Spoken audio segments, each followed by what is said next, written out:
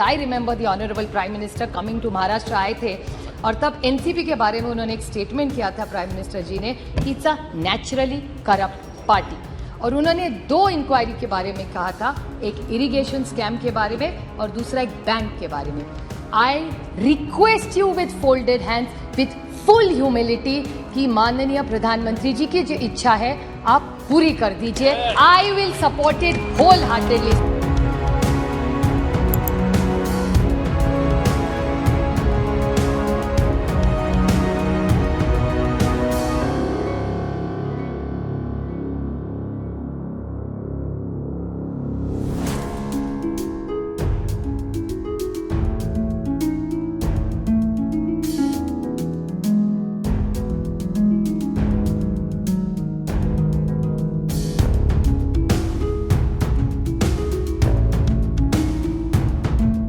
आप भ्रष्टाचार के लिए कौन सी भी इंक्वायरी लगा दीजिए, we will support you 100% because I remember the honourable prime minister coming to Maharashtra आए थे और तब एनसीपी के बारे में उन्होंने एक स्टेटमेंट किया था प्राइम मिनिस्टर जी ने कि it's a naturally corrupt party.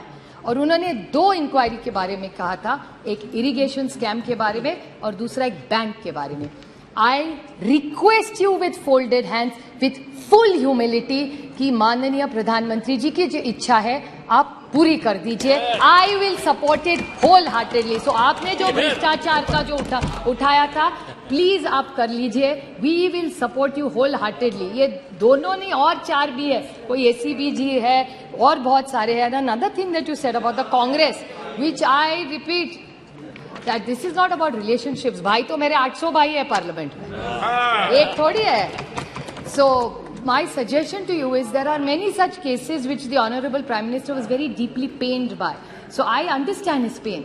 उनका जो दुख है भ्रष्टाचार के बारे में, उनको जो करना है वो पूरी ताकत से हम उनके साथ खड़े रहेंगे। So is any such things he wants to do in Maharashtra, we will wholeheartedly support him and we will want to see where is these debates gone. And another thing that he said that Congress के बारे में सबसे ज्यादा BJP का आप देखें तो it's very Congress heavy.